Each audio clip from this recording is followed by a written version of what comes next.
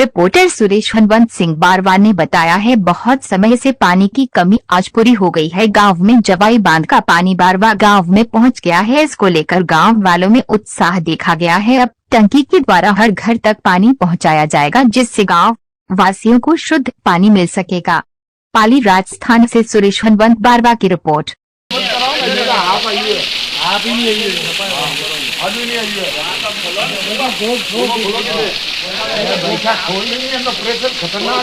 जवे बंदर पानी है क्या?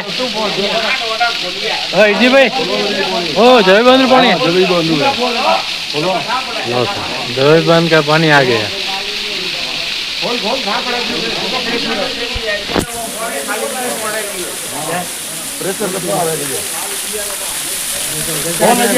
फुल प्रेशर है, फुल।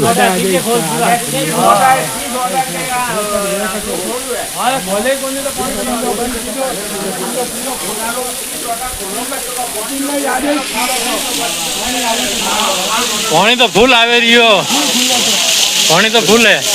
पानी आवी वीडियो में उतारना पड़े।